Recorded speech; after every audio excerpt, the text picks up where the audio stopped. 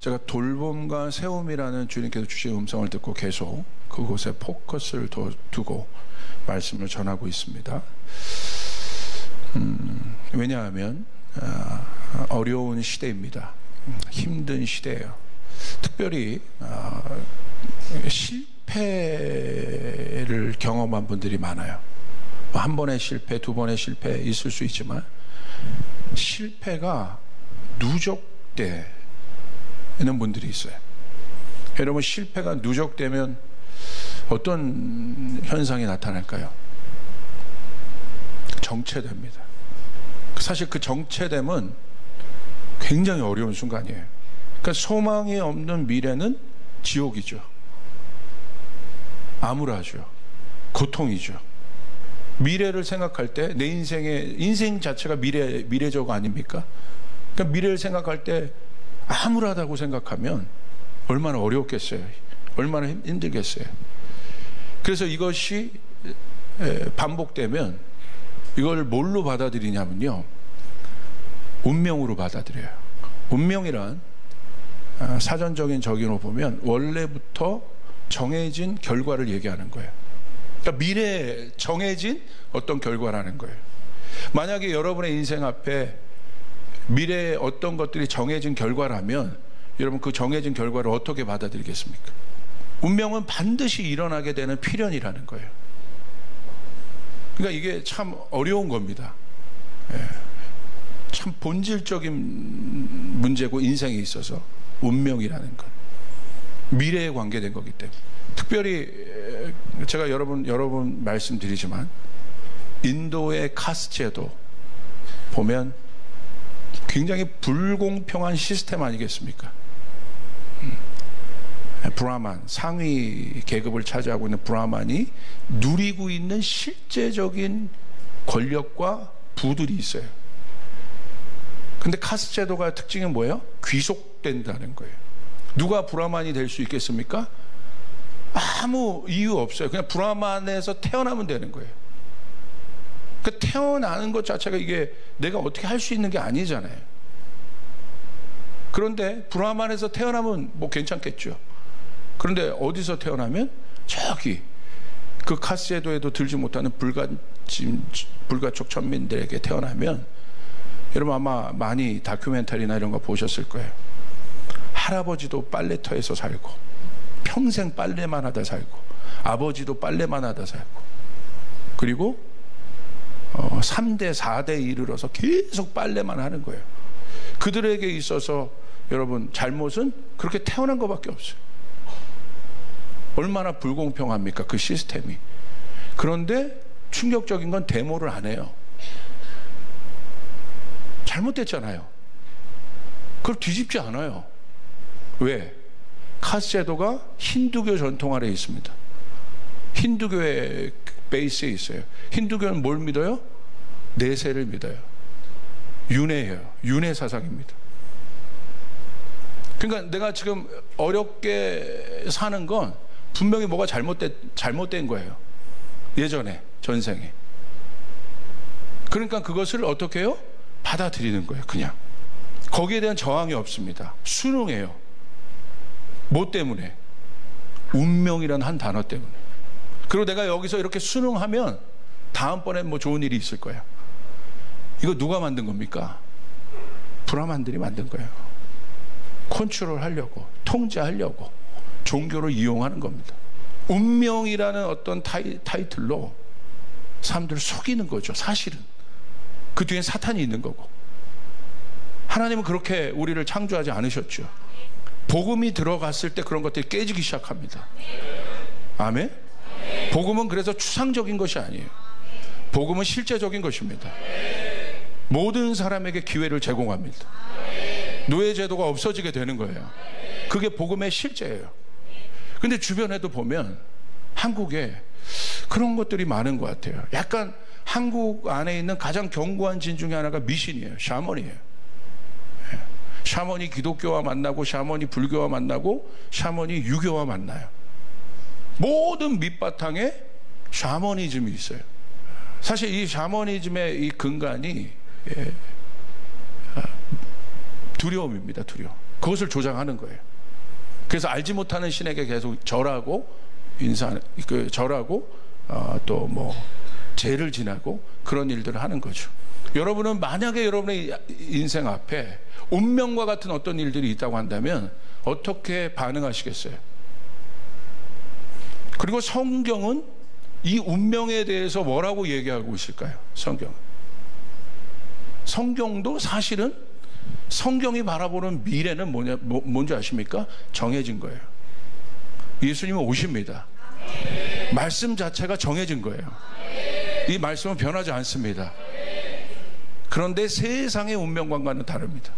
아마 두 가지로 생각할 수 있을 거예요. 우리의 미래를 생각할 때, 운명론자적 관점에서 생각할 때 두 가지가 있을 겁니다. 첫 번째는 우리의 미래가 축복으로 정해졌을 때, 두 번째는 우리의 미래가 저주로 정해졌을 때 우리는 어떻게 반응할 것인가. 먼저 축복으로 정해진 미래를 한번 보겠습니다. 다윗의 예를 한번 들어볼게요. 다윗에게 정해진 데스티니, 그를 향한 하나님의 뜻은 뭐예요? 변하지 않는 다윗을 향한 하나님의 뜻은 무엇입니까? 이스라엘의 왕이 될 것이라는 거예요. 그리고 다윗은 그 예언대로, 그 데스티니대로 이스라엘의 왕이 됩니다. 다윗이 아무것도 모를 때, 다윗이 왕이 되고자 하지도 않았는데 하나님이 선택하신 거예요. 오늘 한번 볼까요? 사무엘상 16장 1절을 우리 한번 같이 읽어보겠습니다. 시작. 여호와께서 사무엘에게 이르시되 내가 이미 사울을 버려 이스라엘 왕이 되지 못하게 하였거늘 내가 그를 위하여 언제까지 슬퍼하겠느냐. 너는 뿔에 기름을 채워 가지고 가라. 내가 너를 베들레헴 사람 이새에게로 보내리니 이는 내가 그의 아들 중에서 한 왕을 보았느니라 하시는지라. 다윗이 목동이었을 때입니다. 근데 다윗의 미래에 대한 데스티니가 선포되고 있어요. 네가 왕이 될 것이다. 정해진 미래입니다. 그리고 실제적으로 사무엘이 와서 다윗에게 기름 부었습니다. 실제적으로 그 일을 했습니다. 이미 다윗에게 있어 정해진 미래, 얼마나 여러분 강력한 미래예요. 왕이 되겠다는데. 근데 성경은 어떻게 그 다음 장면을 보여주고 있어요? 다윗이 운명론자적 관점에서 이것을 보고 있습니까? 바라보고 있습니까? 아니라는 거예요. 미래를 얘기하고 있지만 성경은요, 카메라를 다윗의 현실로 돌려버려요. 그 데스티니를 받은 다윗을 조명해요. 그런데 다윗이 거기서 어떻게 반응해요? 아, 내가 왕이 될 사람이야. 가만히 있어도 난 왕이 될 거야. 내 미래가 정해졌잖아. 그렇게 반응했습니까? 아니라는 거예요. 그는 움직였다는 사실이에요. 할렐루야. 비전을 향해서 움직였다는 거예요. 하나님의 목적을 향해서 움직였다는 거예요.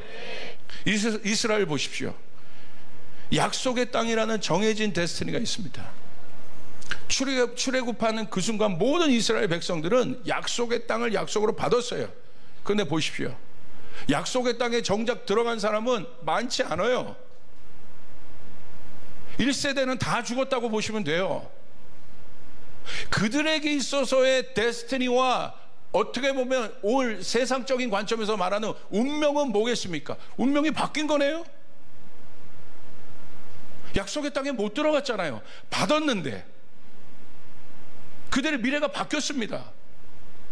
하나님의 계획은 그들이 약속의 땅에 들어가는 거였어요. 할렐루야. 근데 그들이 불순종했어요. 하나님께 청정하지 않았어요.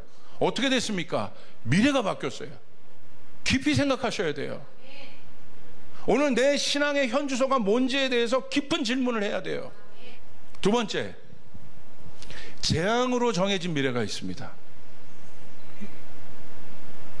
내 앞에 재앙이 있다는 거예요. 심판이 있다는 거예요. 이건 여러분 얼마나 암울한 여러분 운명입니까? 오늘 성경에 그와 같은 일이 있어요. 요나서 1장 2절 보세요. 우리 같이 한번 읽겠습니다. 시작. 너는 일어나 저 큰 성읍 니느웨로 가서 그것을 향하여 외치라. 그 악독이 내 앞에 상달되었음이니라 하시니라. 오늘 니느웨를 향한 하나님의 심판은 이미 언도되어 있습니다. 아직 니느웨는 망하지 않았어요. 그러나 그들의 악이 하나님께 상달됐다는 거예요. 지금 요나서 3장 4절을 보십시오. 우리 같이 한번 또 읽겠습니다. 시작. 요나가 그 성읍에 들어가서 하루 동안 다니며 외쳐 이르되 40일이 지나면 니느웨가 무너지리라 하였더니 니느웨의 운명이 결정됐어요. 무너질 것이다. 그럼에도 불구하고 그 결정된 운명, 재앙으로 결정된 운명이 있지만 가만히 있으면 니느웨는 무너집니다. 가만히 있으면. 근데 하나님 어떻게 하셨어요? 요나를 부르세요. 그리고 요나를 그곳에 보내십니다. 그리고 요나를 통해서 하나님의 언도된 운명과 같은 일들을 선포케 해요. 근데 어떤 일이 일어납니까? 그 이야기를 듣고 요나서 3장 5절, 니느웨 사람들이 하나님을 믿고 금식을 선포하고 높고 낮은 자를 막론하고 굵은 베옷을 입은지라. 자, 여러분 보세요. 운명론자의 관점에서 하면요, 이들이 회개하고 굵은 베옷 입고 금식 선포하는 게 무슨 의미가 있습니까? 망할 건데, 내 인생이 망할 건데, 니느웨가 망할 건데, 해도 안 될 건데 무슨 의미가 있습니까? 그런데 중요한 건요, 그들이 이미 선도된, 예를 들어 너희가 이렇게 하면 이렇게 변화될 것이라는 조건이 아니라 이미 망할 것이라고 선도되었는데 그들이 금식하고 있다는 거예요. 그들이 회개하고 있다는 거예요. 요나서 3장 9절 10절을 보세요. 어떤 일이 일어나나? 우리 같이 한번 읽겠습니다. 시작. 하나님이 뜻을 돌이키시고 그 진노를 그치사 우리가 멸망하지 않게 하시리라. 그렇지 않을 줄을 누가 알겠느냐 한지라. 여러분 보세요. 그들이 그렇게 한 이유는 무엇입니까? 불확실해요. 어차피 망할 거예요. 어차피 안 될 겁니다. 해도 안 되는 일들이에요. 그런데 그들이 금식하고 회개한 일은 회개해서 현실에서 반응한 이유는 무엇입니까? 혹시나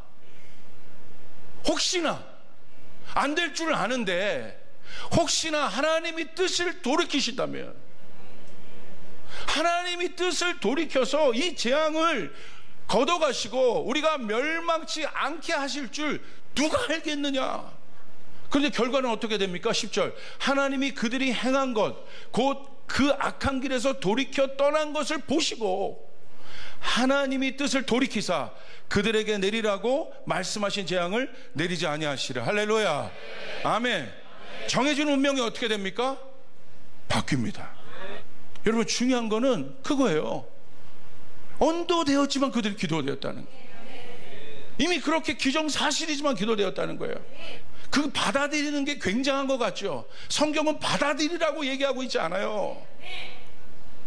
바꾸라는 거예요. 할렐루야. 아멘. 언도되었을지라도 바꾸라는 거예요. 그러면 하나님이 돌이키신다는 거예요. 믿습니까? 이게 복음이에요. 똑같이 요엘서 말씀을 보시면요, 이스라엘 백성이 범죄합니다. 그러니까 하나님께서 이스라엘 백성에 대한 심판을 언도하세요. 경제적인 재난이 있을 거라는 거예요. 너희가 돌이키지 않으면, 이미 돌이키지 않는 상태입니다. 이미. 그러니까 심판이 언도된 거예요. 여호와의 크고 두려운 날이 너에게 임할 것이다. 두려운 날은 뭐예요? 심판의 날이 임할 거라는 거예요. 여러분 보세요. 뭐라고 얘기하고 있습니까? 요엘서 2장 13절 14절 우리 같이 한번 읽겠습니다. 시작. 너희는 옷을 찢지 말고 마음을 찢고 너희 하나님 여호와께로 돌아올지어다. 그는 은혜로우시며 자비로우시며 노하기를 더디하시며 이내가 크시사 뜻을 돌이켜 재앙을 내리지 아니하시나니 주께서 혹시 마음과 뜻을 돌이키시고 그 뒤에 복을 내리사 너희 하나님 여호와께 소제와 전제를 드리게 하지 아니하실는지 누가 알겠느냐. 이미 운명적으로 재앙이 언도되었는데 뭐라고 얘기합니까? 돌아와라. 회개하여 돌아와라. 옷을 찢지 말고 마음을 찢어 주 앞에 돌아와라. 그러면 여기도 나와요. 14절. 주께서 똑같이, 요나서가 똑같아요.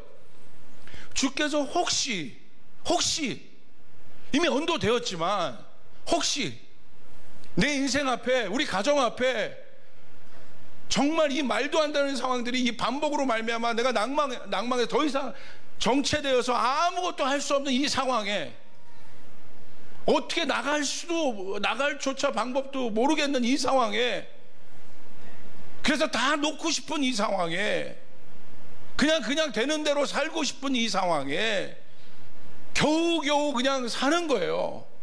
그런 상황에, 그런 사람들에게, 그런 환경에 있는 기업에게 오늘 성경은 뭐라고 얘기하고 있냐면요, 그럴지라도 주 앞에 돌아와라. 그런 범죄를 했을지라도 주 앞에 돌아와라. 네가 죄책감에 눌려 있어도 주 앞에 돌아와라. 그러면 혹시라도, 그 판단은 우리에게 있지 않습니다. 혹시라도 주께서 마음과 뜻을 돌이키시고 그 뒤에 너희에게 복을 내리실 줄 누가 알겠느냐. 할렐루야. 여러분, 요나서에서도 그 얘기를 해요. 누가 알겠느냐. 요엘서에도 말해요. 누가 알겠느냐.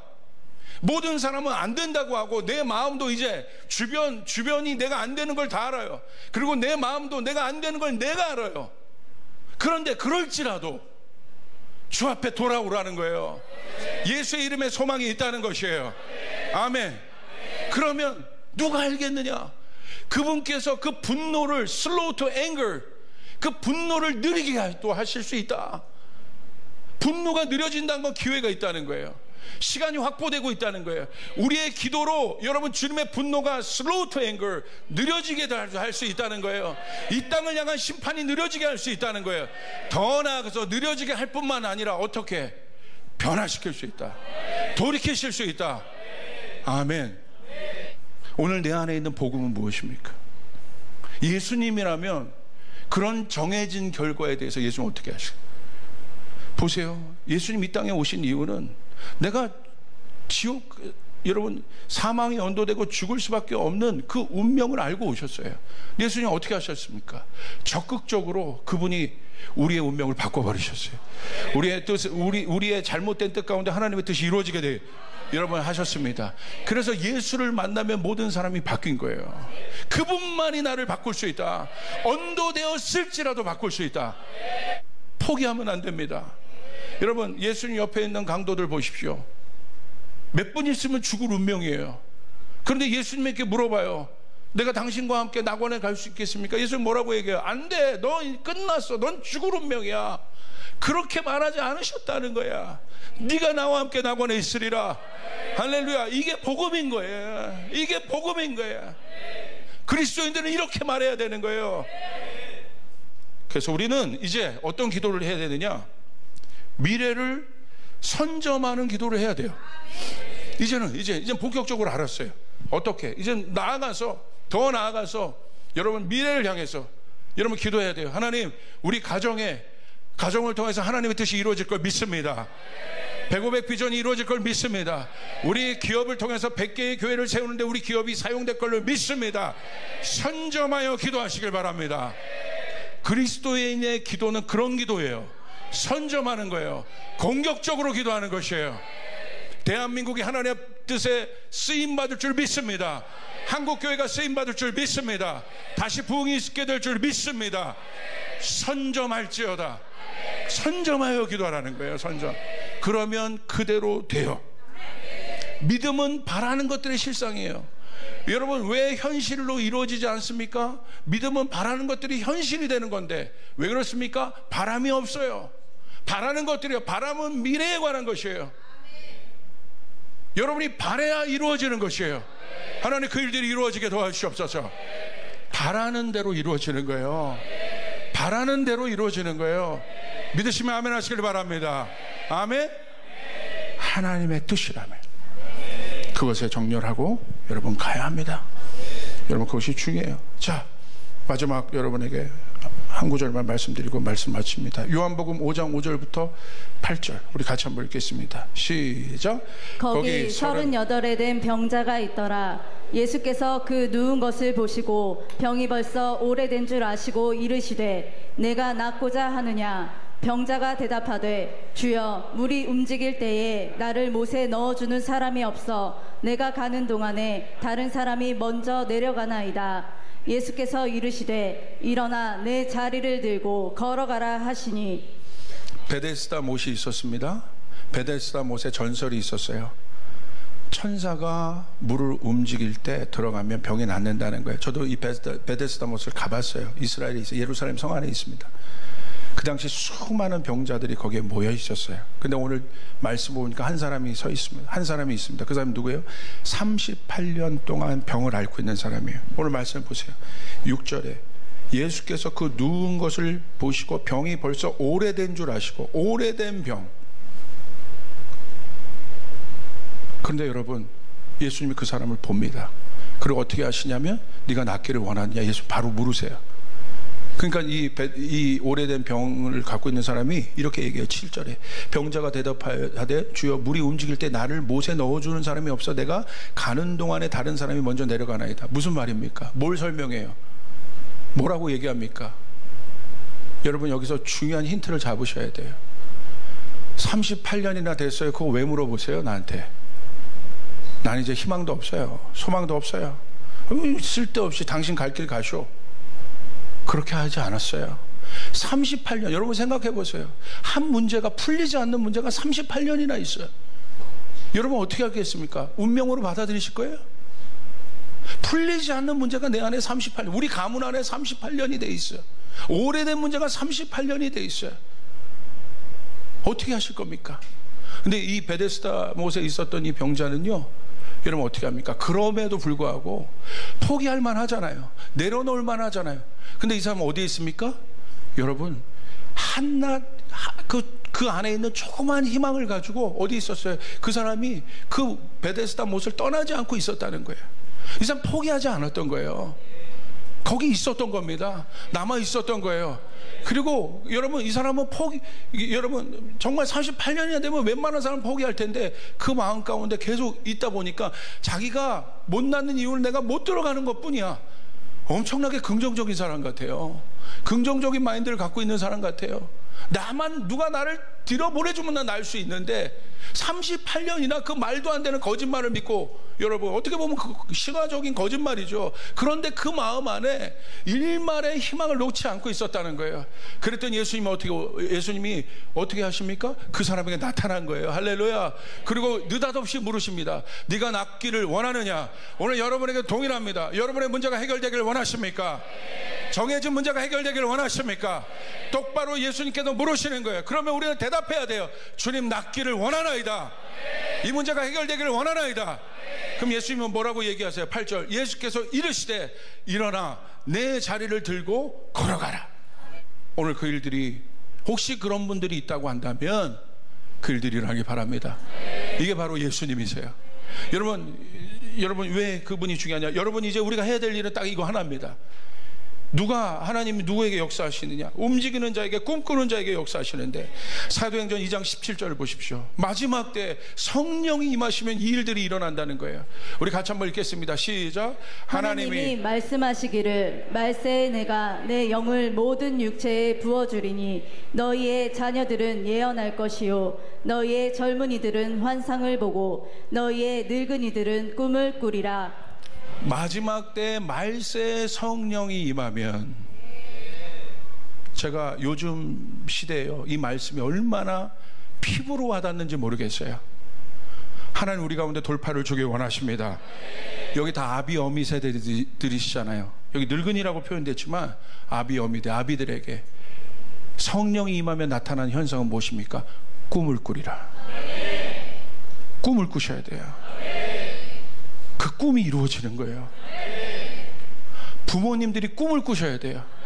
하나님, 100, 비전이 이루어지게 하여 주시고, 그 비전에 우리 가문이 쓰임받게 하여 주시고, 내 일터가 쓰임받게 하여 주시고, 꿈이 이루어지는 것이에요. 말세에 내가 내 영을 부어주리니 아비들은 꿈을 꾸리라, 자녀들은 예언하리라. 선점하여 기도하시길 바랍니다.